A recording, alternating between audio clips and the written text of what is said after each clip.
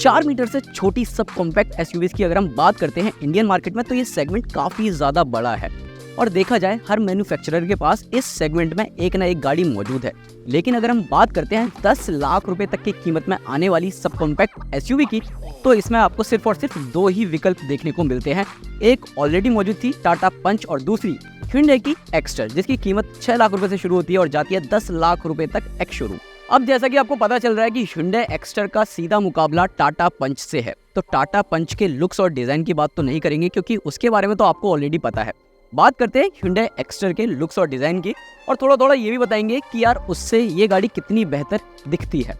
अब Hyundai Exter जब company ने इसकी तस्वीरें जारी की थी, इसका टीजर दिखाया था, उस टाइम पर ऐसा लग रहा था कि यार जब रियलिटी में देखेंगे तब गाड़ी कैसी लगेगी। लेकिन अब रियलिटी में हमारे सामने है और वाकई ये गाड़ी काफी ज्यादा सुंदर नजर आ रही है।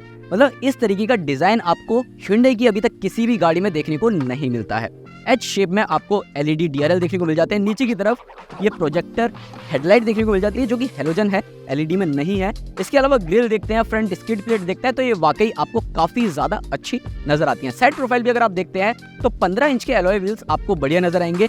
इसके अलावा जो बॉडी क्लैडिंग है या फिर व्हील आर्च अगर आप देखते हैं तो वो भी आपको काफी बढ़िया फील देते हैं, एकदम से SUV वाला फील नजर आ जाएगा। इसके अलावा रूफ रेल्स अगर आप देखते हैं या फिर अगर आप रियर प्रोफाइल में आते हैं तो वहां पर भी एच शेप में जो टेल लाइट है वो आपको काफी बढ़िया नजर आएगी। पीछे की तरफ एक बैज दिया गया है 6 एयरबैग्स स्टैंडर्ड। जी हाँ, अब आपको बेस मॉडल से ही इस गाड़ी में 6 एयरबैग्स देखने को मिल जाते हैं जो कि अभी तक किसी और गाड़ी में नहीं है। टाटा पंच में भी आपको 2 एयरबैग मिलते हैं और इस गाड़ी में आपको 6 एयरबैग्स मिल रहे हैं।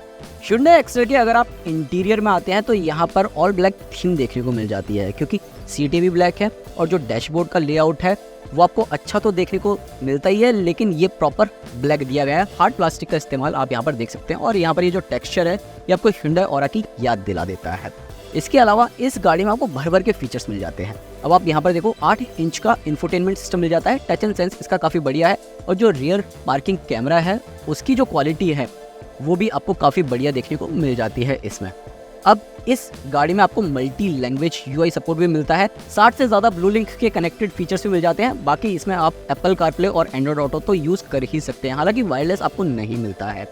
बाकी अगर हम सीटों की बात करते हैं तो सीटें जो है वो आपको स्पोर्टी देखने को मिलती है, यानी कि स्पोर्ट्स सीटें आपको एक्स्टर में दी जा रही हैं। ऐसा इसलिए क्योंकि ये आपको थोड़ा सा हार्ड फील कराती है। हालांकि जिस तरीके से फैब्रिक और लेदर का मिक्सचर आपको इन सीटों में देखने को मिलता है, वहाँ पर Hyundai ने मुझे लगता है महारत हासिल की हुई है। इस तरीके की सीटें आपको किसी और गाड़ी में देखने को नहीं मिलती हैं। बाकी यहाँ पर आप देख रहे हो नीचे की तरफ ये आपको सेम लेआउट जैसे कि Hyundai की दूसरी गाड़ियाँ हैं वैसे ही देखने को मिलता है। ऑटोमेटिक क्लाइमेट कंट्रोल और यहाँ पर आपको एक टाइप C USB पोर्ट, एक type A USB port, wireless charger आपको फर्स्ट इन सेगमेंट मिल जाता है। अब फर्स्ट इन सेगमेंट फीचर्स की बात हो रही है तो आपको इलेक्ट्रिक सनरूफ भी देखने को मिल जाती है और साथ ही डैश कैम भी देखने को मिल जाता है जो कि काफ़ी ज़्यादा यूज़फुल है। मुझे लगता है कि हर गाड़ी के टॉप वेरिएंट में ये डैश कैम ज़रूर होना चाहिए। बाकी यहाँ पर आपको इलेक्ट्रोक्रोमिक IRVM देखने को मिल जाता है और यहाँ पर अगर आप देखते हुए वाइजर पर तो यहाँ पर आपको कोई भी वैनिटी मिरर नहीं मिलता है, लेकिन ये टिकट होल्डर ज़रूर आप यहाँ पर देख सकते हैं। बाकी स्टीयरिंग व्हील की अगर हम बात करें तो ये सेम वैसे ही मिलता है जैसे कि आपको Hyundai की दूसरी गाड़ियों में देखने को मिलता है। स्टीयरिंग माउंटेन कंट्रोल्स आप यहाँ पर देख सकते हैं। इंस्ट्रूमेंट क्लस्टर की अगर हम बात करते हैं तो ये पूरी तरह डिजिटल है। जिस तरीके से नई वाली Hyundai वर्ना में आपको देखने को मिला था वैसा ही सेम आपको यहाँ पर इंस्ट्रूमेंट क्लस्टर देखने को मिल जाता है और इसी में ही टायर प्रेशर मॉनिटरिंग सिस्टम की जानकारी मिल जाती है। और स्टीयरिंग की अगर हम बात करें तो ये आपको टिल्ट मिलता है, टेलीस्कोपिक नहीं है, तो जो लंबे व्यक्ति इसे चलाएंगे तो उनके लिए हो सकता है थोड़ी सी दिक्कत आ जाए। खैर मैं ज़्यादा लंबा नहीं हूँ तो मुझे तो दिक्कत नहीं आ रही है। बाकी नीचे की तरफ अगर आप देखते हो तो एल्यूमिनियम पैडल्स मिल जाते हैं जो कि आपको प्रॉपर स्पोर्टी फील कराते हैं। अब स्टोरेज स्पेस की अगर हम बात करते हैं तो दरवाज़ों पर आपको अच्छा खासा स्टोरेज स्पेस मिल जाता है। बाकी यहाँ पर ग्लव बॉक्स देखते हैं तो ये कूल्ड मिलता है और अच्छा खासा डीप स्टोरेज स्पेस आपको उसमें मिल जाता है। बाकी यहाँ पर भी आपको सामान रखने के लिए थोड़ी जगह दी गई है।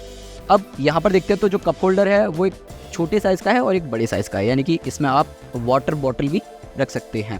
बाकी यहाँ पर आपको कोई भी आर्मरेस्ट नहीं दिया जा रहा है, यहाँ थोड़ा बहुत सामान रखने के लिए जगह है। हैंड ब्रेक आप यहाँ पर देख सकते हैं।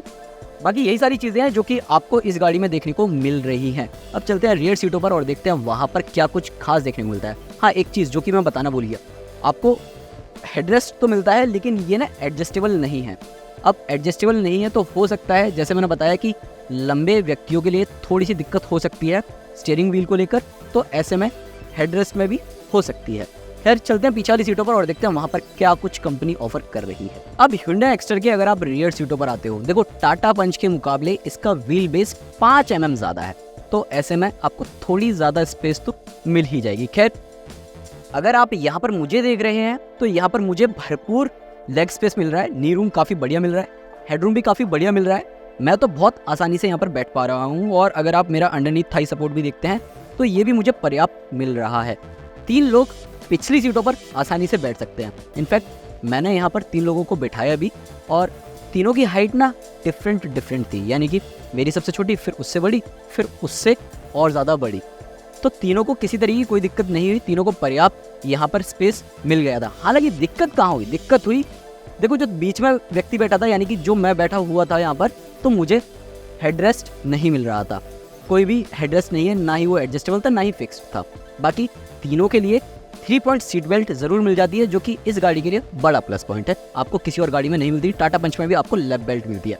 और एक कमी और महसूस होती है, अगर 2 लोग यहाँ पर बैठे हुए हैं और लंबी दूरी की यात्रा पर जा रहे हैं तो उनके लिए यहाँ पर आर्मरेस्ट नहीं है, ना ही यहाँ पर कोई भी कप होल्डर्स है। हालांकि स्टोरेज स्पेस की अगर हम बात करते हैं तो दरवाजों पर पानी की बोतल रखने के लिए आपको जगह अच्छी खासी दी गई है। अब स्टोरेज स्पेस की बात हो रही है तो बूट स्पेस में भी आपको भरपूर जगह मिल जाती है। लगभग 391 लीटर्स का बूट स्पेस आपको इस गाड़ी में मिल रहा है। एक्स्टर की ड्राइवर सीट पर जाए और गाड़ी की परफॉर्मेंस के बारे में आपको बताएं उससे पहले एक चीज, महत्वपूर्ण चीज, गाड़ी में first in segment rear AC vents मिलते हैं, जो कि आपको टाटा पंच में भी नहीं दिए गए हैं। चलते हैं फटाफट से ड्राइवर सीट पर और गाड़ी को चलाकर देखते हैं कि इस गाड़ी की परफॉर्मेंस कैसी है, खासकर इस AMT ट्रांसमिशन के साथ और जो पैडल शिफ्टर्स दिए हैं उनके साथ।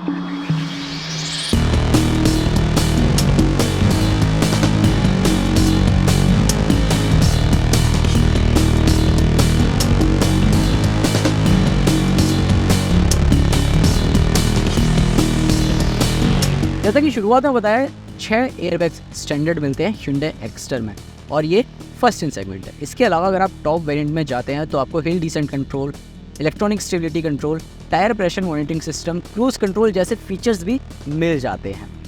अब देखो सेफ्टी फीचर्स की तो बात हो गई, लेकिन मेन मुद्दा है यहाँ की गाड़ी चलाने में कैसी है। तो Hyundai एक्स्टर में आपको Hyundai का ट्राइड एंड टेस्टेड 1.2 लीटर का कापा नेचुरली एस्पिरेटेड इंजन मिलता है, जो कि 83 PS की पावर देता है, साथ ही 113.8 न्यूटन मीटर का टॉर्क जनरेट करता है।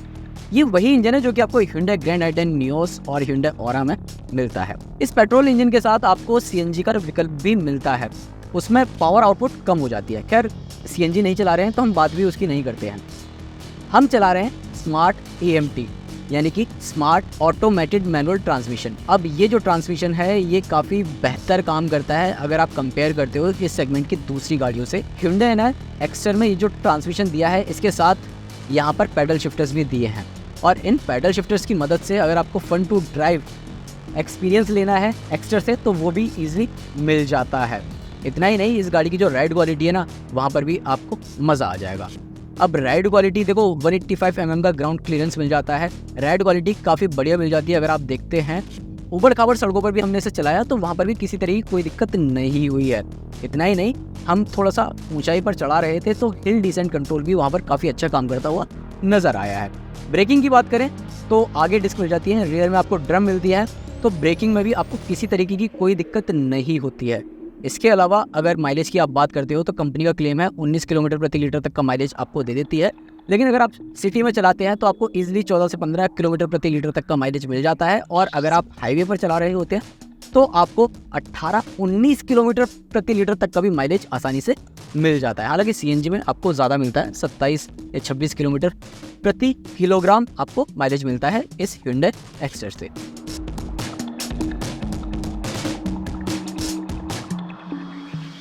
जबरदस्त लुक, दमदार इंजन, बेहतरीन परफॉर्मेंस, भरपूर स्पेस और सुरक्षित 6 एयरबैग्स के साथ। अब इन पांचों पैरामीटर्स पर अगर आप Hyundai एक्स्टर की कीमत को मापने की कोशिश करते हैं तो वाकई ये गाड़ी आपको पूरी तरह फीचर्स पैक्ड नजर आएगी। ओवरऑल आपको Hyundai एक्स्टर का ये फर्स्ट ड्राइव रिव्यू कैसा लगा नीचे कमेंट सेक्शन में बताएं। साथ ही अपने उन दोस्तों को भी ये वीडियो जरूर शेयर करें जो कि Hyundai एक्स्टर के बारे में विस्तार से जानना चाहते हैं।